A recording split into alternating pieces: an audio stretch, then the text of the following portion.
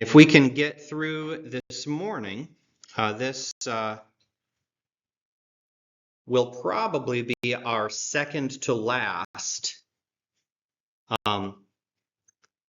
section in this series. So it might move a little bit fast because it actually covers quite a few years here. But in AD 30, most likely is when the death, resurrection, and ascension of Jesus Christ took place. And that was the turning point in history. And from this point, we could dive right into church history and talk about the early Christian missionaries and martyrs and churches that were planted and issues that came up within the church.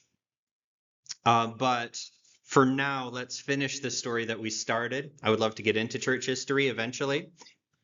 But we've started with the history of Israel, of ancient Israel, and of course the thing with history is nothing really ends. It transitions. Things change dramatically sometimes, but the story has continued on and will continue on and is going on today. But we are getting pretty close here to something that feels like an ending, a change that was dramatic enough that it'll make a good stopping point for us. Last week we looked at the key players in the crucifixion of Jesus. Herod Antipas, Pontius Pilate, and Annas and Caiaphas, who either one of them you could consider high priest at that time, depending on how you looked at it. But let's go back and find out what happened to these people.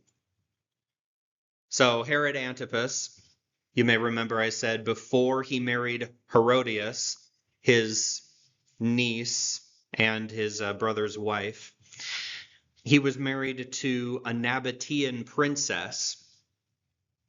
And by divorcing her, Antipas made an enemy of the Nabatean king. And in AD 36, so about 6 years after the whole Jesus incident, the Nabateans attacked and destroyed Antipas's army. And then the Nabateans themselves were defeated by the Syrians. But Herod Antipas suffered a very crushing defeat. And according to Josephus, and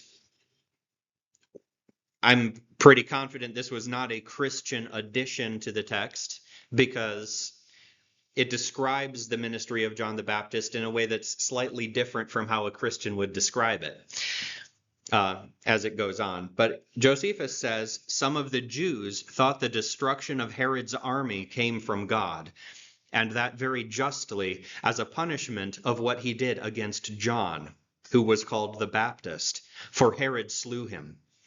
John had been a good man who commanded the Jews to exercise virtue, both as to righteousness towards one another and piety towards God.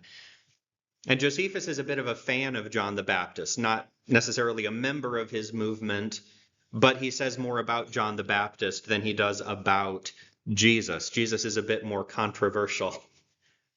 Even though his ministry was a bigger deal, John the Baptist is a safer person for Josephus to like. You can like John the Baptist and not go quite so far as to trust in Jesus himself. He lived in this time, actually. He lived through the events that we're looking at this week and next week. And some of these people he knew personally. So that's Herod Antipas. Pontius Pilate, what happened to him? Okay, so remember the Samaritans. Believed that Mount Gerizim, not Mount Zion, was the place God had chosen for his name to dwell. And they thought that Eli had made his own copies of the sacred vessels and furnishings, the stuff that belonged in the temple, including the Ark of the Covenant. They thought Eli had made his own fake Ark of the Covenant and used it in worship at Shiloh. But the real things that had been made in the wilderness were hidden somewhere on Mount Gerizim. That's what they believed. And so in AD 36, the same year as Antipas's big defeat, a Samaritan man claimed to know the exact location of the hidden vessels and told his fellow Samaritans to meet him at a certain village so that they could all go up together and unearth the holy items together. It was kind of this mass pilgrimage. People came from all over Samaria, met in this place, and they were going to go up to Mount Gerizim and prove their religion true and restore the true worship of God. So quite a crowd was gathered there. Pilate misinterpreted the situation completely and believed that the Samaritans were planning to revolt. And so he sent his soldiers to attack the village where everyone had gathered, killed many of them, including their leaders.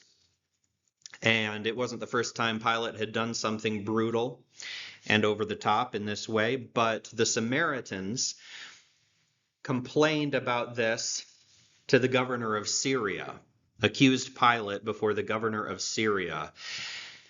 And he ordered Pilate to travel to Rome to stand trial before Tiberius. So because he did this, Pilate was forced to leave Judea and go to Rome. And while Judea was governorless for a while, the governor of Syria took temporary control of the province. And the most significant thing he did was to remove Caiaphas, Annas's son-in-law, from being high priest and replace him with Jonathan, Annas's son. So he got rid of the son-in-law and made Annas's son high priest. And he also gave back control of the priestly garments to the people. Pilate had kept those things under wraps, making a point that he controlled the priesthood. So this was a popular decision, really, and a step back toward the religious freedom that the Jews used to have. But we have no record of what happened after that in the lives of either Annas or Caiaphas. All right, so regarding Tiberius, a lot of people didn't like him, as I said. One of those people was Herod Agrippa. And if you look at your sheet, that's Herod Agrippa the First, the nephew of Antipas and brother of Herodias. Herod Agrippa was Herodias's brother. And Agrippa was thrown into prison in Rome for saying that he wished Tiberius would die so that Caligula could become emperor. Caligula was the next in line, Tiberius's heir. And there are several conflicting accounts about how Tiberius died, whether he was smothered in his bed or whether he just died of natural causes. He was in his 70s. But however it happened, Tiberius died before Pilate arrived in Rome. Before Pilate could get there, Tiberius was dead. And after that, we don't know for sure what happened to Pilate. We know he was not made governor of Judea again. The rumor is, and it's very likely, that he was ordered to execute himself. And it wasn't an uncommon punishment for high-ranking officials to be killed in that way. It was a way of avoiding somebody of lower rank killing somebody of higher rank. And it was also a way of showing off the loyalty of Roman officials, the fact that they would carry out their own death sentence. So most likely that's what happened to Pilate.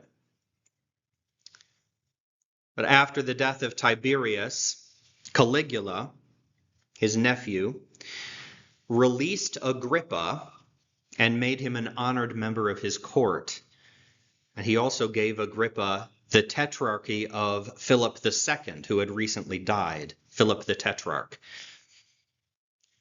So Agrippa got some power, got some influence just for being on Caligula's side in Rome. So Caligula, Tiberius's nephew, became Roman emperor in AD 37, the third Roman emperor. When Herodias, Agrippa's sister, saw the honors that Caligula had given to her brother, she was filled with jealousy and convinced her husband, Antipas, to sail to Rome and seek similar honors for himself. If Agrippa could have that power, could be king of that area, which is what Caligula had made him, then Antipas could be a king as well. And unfortunately for Antipas and Herodias, Agrippa sent a message to the emperor that arrived at the same time they did, accusing Antipas of treason.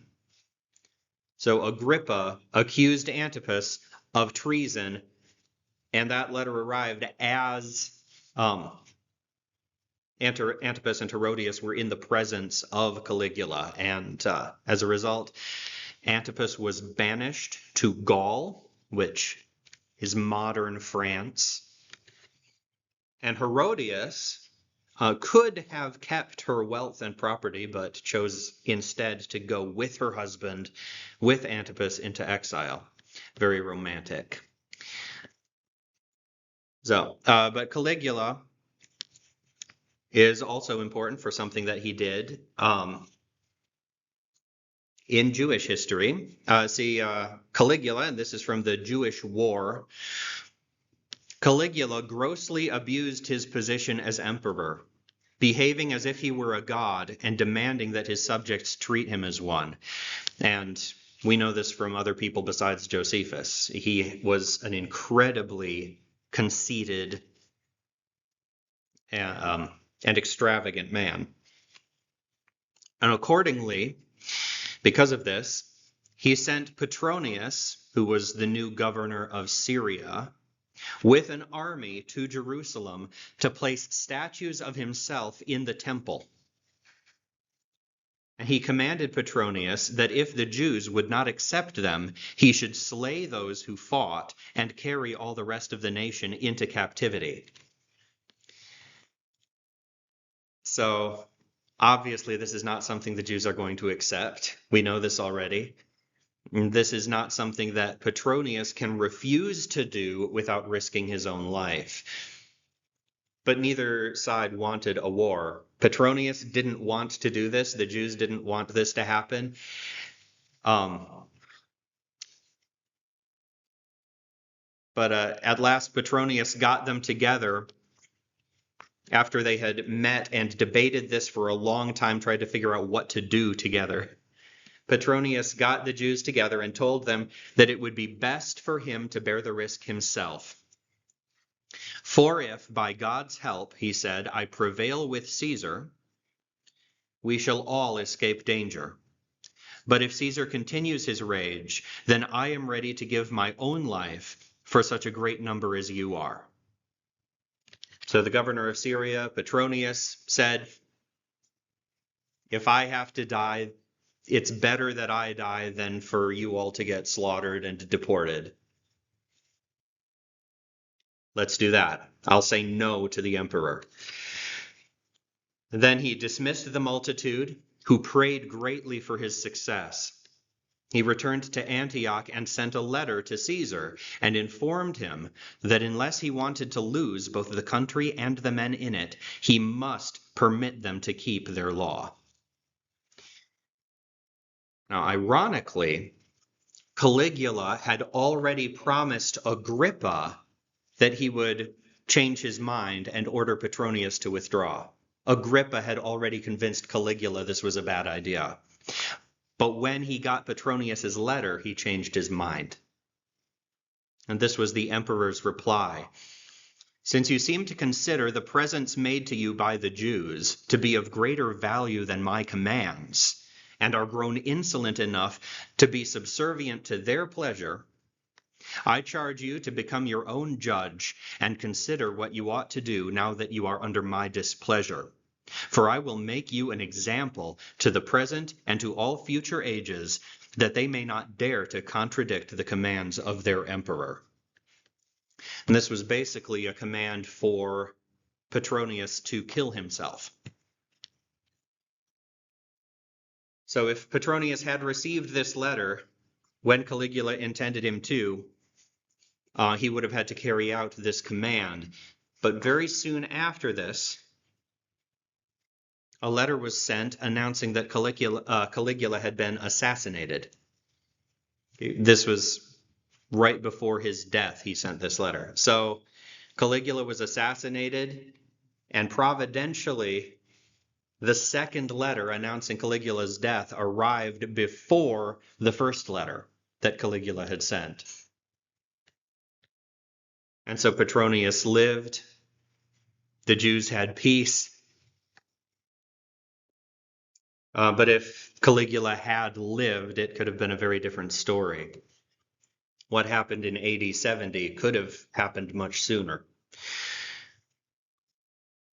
But in AD 41, Caligula was assassinated, and Claudius was crowned the new emperor. And Herod Agrippa, still doing significant things over in Rome, Herod Agrippa prevented a conflict between Claudius and members of the Senate. And in return for his service, Claudius restored to Herod Agrippa, the kingdom of his grandfather, Herod the Great. So a very big area. For a very short time here, Judea actually stopped being a Roman province and went back to being a client kingdom, with Agrippa as the king. Very, very short-lived thing, as we're going to see. But Agrippa returned to Judea and began to rebuild the walls of Jerusalem. And Agrippa was a popular ruler. He was an avid defender of the Jewish religion. People loved him in general. But one of the things he did that people really liked was persecute the Christians. In Acts 12, 1 through 3, it says, "Now about that time, Herod the king laid hands on some who belonged to the church in order to harm them." This is Herod the king to distinguish him from Herod the tetrarch. So this is Herod Agrippa the first. Herod the king laid hands on some who belonged to the church in order to harm them. And he had James, the brother of John, put to death with a sword. And when he saw that it pleased the Jews, he proceeded to arrest Peter also. Now, this was during the days of unleavened bread. And you remember the story. Peter was rescued from prison. An angel came in, told him to get up, go out. In the morning, the guards had no idea where he was.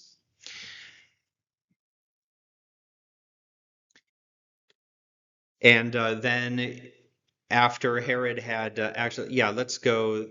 The way I have this set up, I can't go forward and backward. But the next slide has that passage. And the Bible's own version of this. It's actually very close to what Josephus describes here. When Peter had left, when his cell was found empty the next morning, Agrippa ordered the guards to be questioned. They couldn't give a good answer for why Peter was gone, and he had them executed. And then he went to Caesarea, and this happened here. Now, when Agrippa had reigned 3 years over all Judea, he came to the city Caesarea, and there exhibited shows in honor of Caesar. He also dealt with a certain political situation that we learn about in the book of Acts with Tyre and some people. But anyway, on the second day, he put on a garment made entirely of silver and came into the theater early in the morning. The silver of his garment, illuminated by the fresh reflection of the sun's rays, shone out in a surprising manner. And soon his flatterers began crying out that he was a god. They said, "Be merciful to us, for although we have reverenced you only as a man, from now on we will show, sorry, wow, can't talk today. From now on we shall show you as, we shall own you as superior to mortals." Not the way we normally talk. Okay, but we will acknowledge that you are greater than a mere man. That's what they're saying. And at this, the king did not rebuke them, nor reject their impious flattery. And a violent pain suddenly arose in his belly. He looked upon his friends and said, "I, whom you call a god, am commanded soon to depart this life. Providence thus reproves the lying words you just now said to me. And I, who was by you called immortal, am immediately to be hurried away by death. But I am bound to accept what Providence has given, as it pleases God, for we have by no means lived poorly, but in a splendid and happy manner." I personally doubt whether he gave this big eloquent speech as he was doubling over in pain and being carried away. It's probably an embellishment there. But he was carried into the palace, and the rumor went abroad everywhere that he would certainly die in a little time. But the multitude sat in sackcloth with their wives and children after the law of their country, and they prayed to God for the king's recovery. All places were full of mourning and lamentation. Now the king rested in a high chamber, and as he saw them below, lying prostrate on the ground, he could not keep himself from weeping. And when he had been quite worn out by the pain in his belly for 5 days, he departed this life. So, the book of Acts describes this very suddenly. He was struck down, eaten by worms, and he died.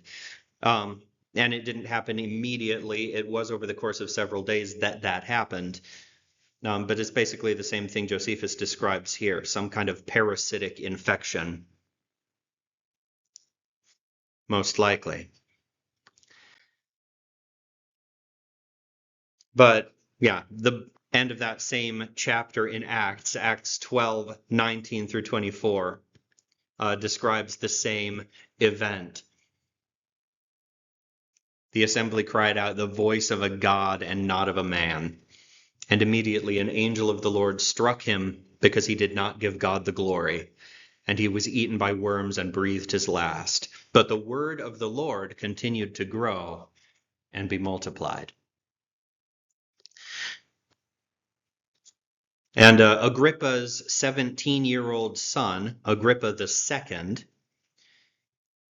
he's the one who told Paul, "You've almost convinced me to become a Christian."